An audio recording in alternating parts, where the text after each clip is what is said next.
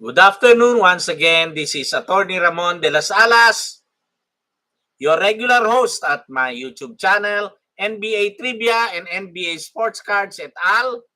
And if you have done so, just click the like and subscribe button, as well as follow me on my Facebook page.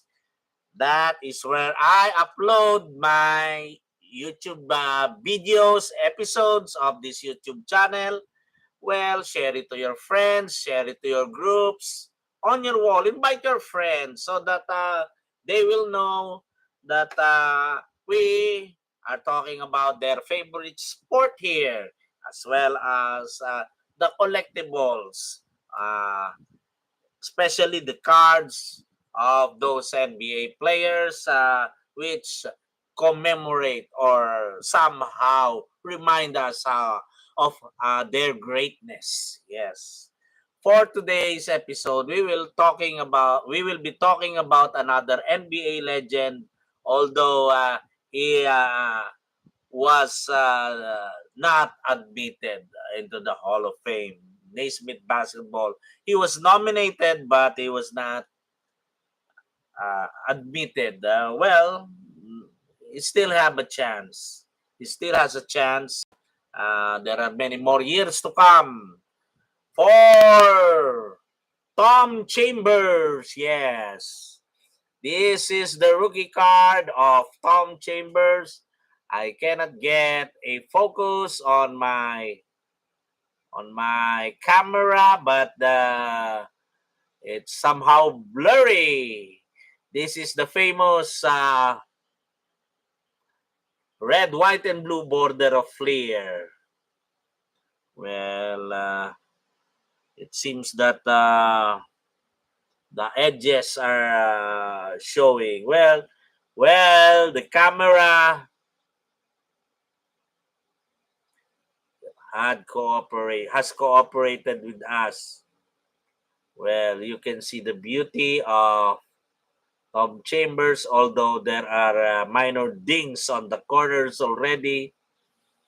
And this is the back of the card of Tom Chambers. This is his rookie card. During the 1981 season, there was a release of NBA cards, but during the time, rookies do not have NBA cards. Well, it's fading. The condition of this card is not so good because you can already see the whitening of the corners, the two corners, top corners. Yes, that one and this one. And I may not be able to sell it anymore.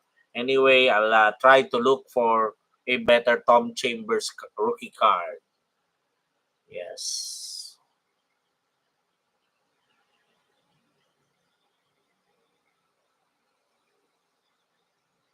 Tom Chambers.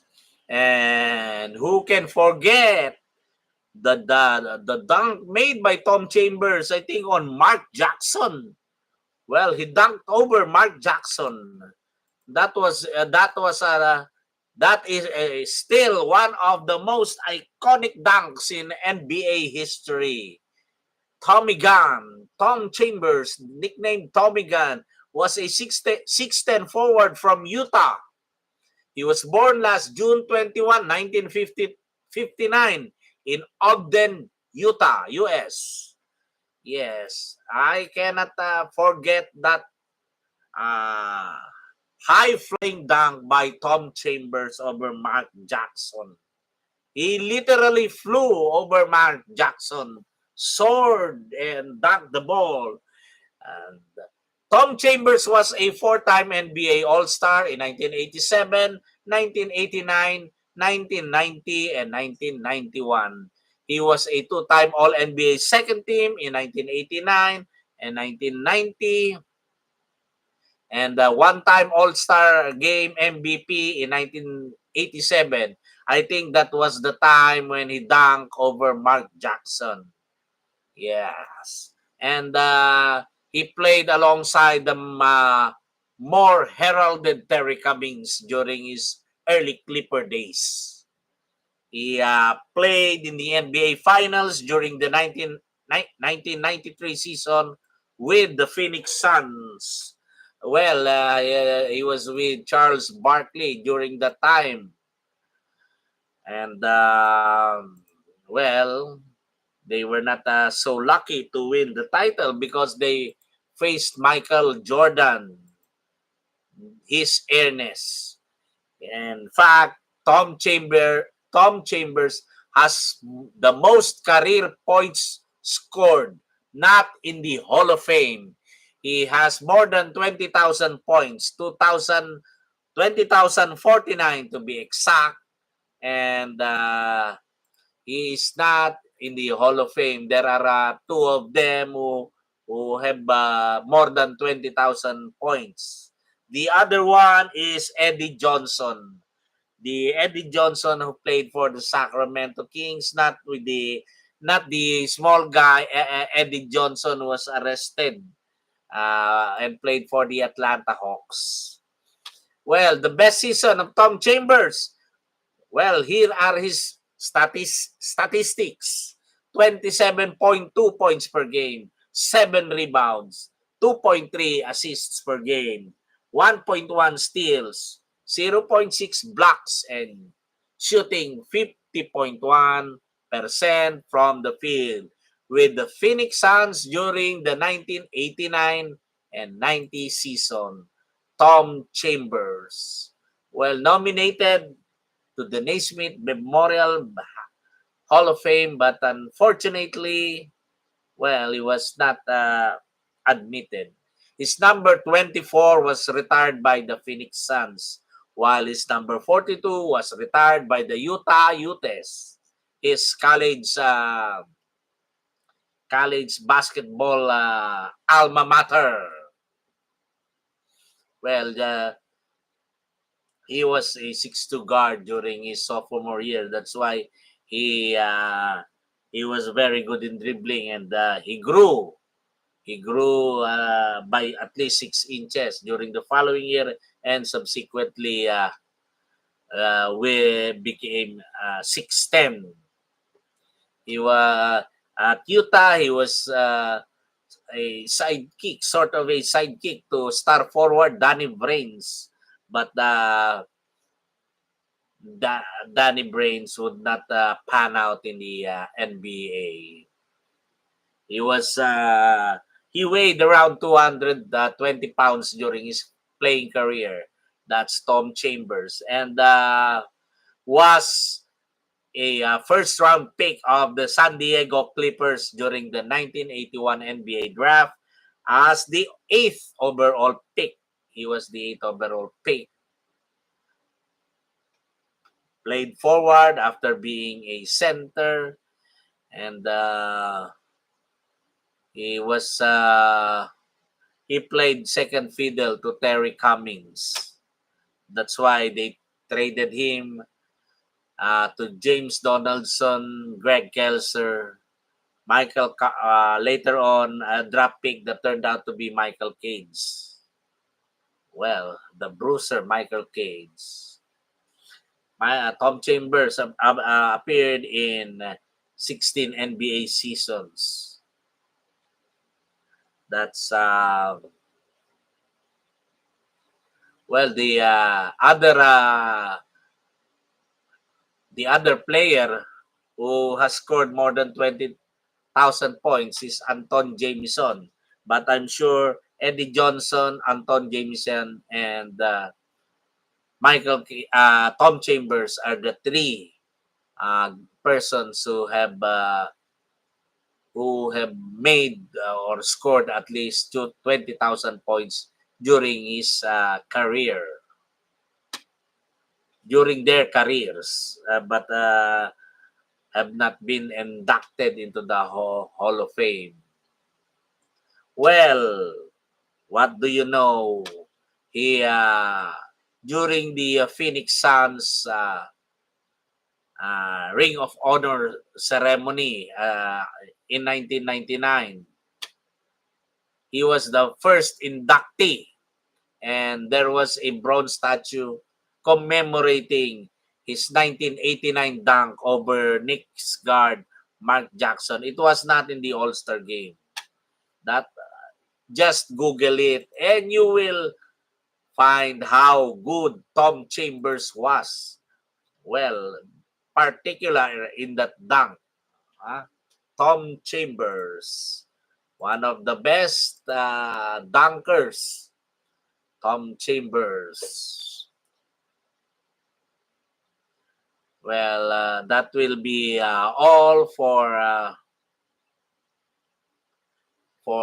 Tom Chambers, for our discussion on Tom Chambers. But I would also like to talk about Bob Netolicky.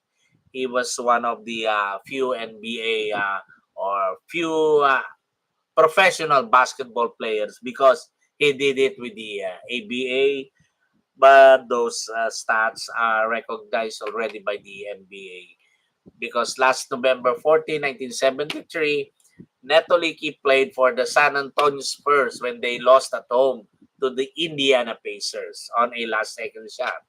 The Spurs protested the loss, and the ABA commissioner ruled for San Antonio. The Pacers' last-second basket was disallowed or voided, and the remaining 30 seconds of the game was ordered replayed immediately before the next Pacers at Spurs game on December 2 during of the same year. But by that time, however, Netolicky had been traded to Indiana. He played the final 30 seconds of the regulation game for the Pacers plus the subsequent overtime. Hence, that's one of the very few instances wherein professional basketball players played for different teams during the same game. And Bob Netolicky, who was honored, well, Bob Netolicky was honored by the Indiana Pacers during the last or 2024 NBA All-Star Game. Bob Netolicky was there.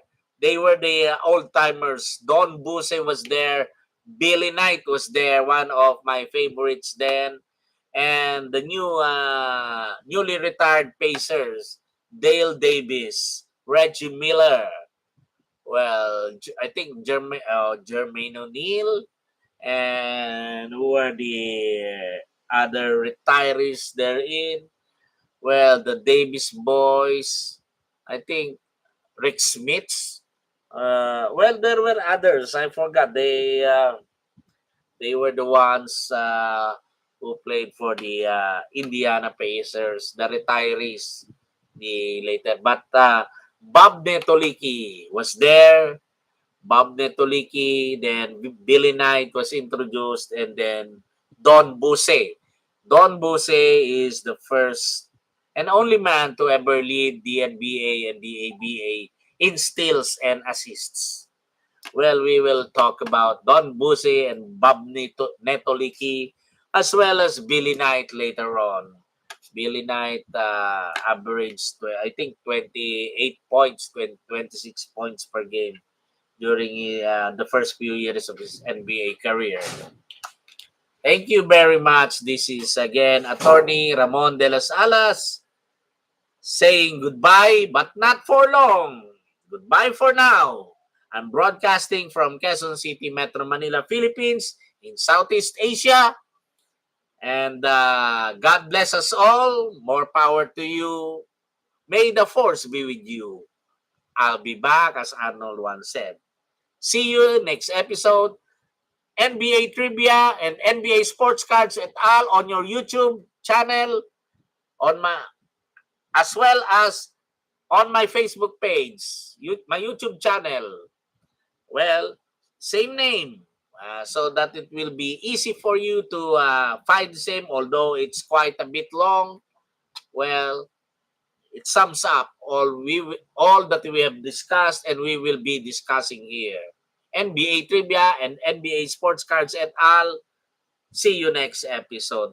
I'll be back.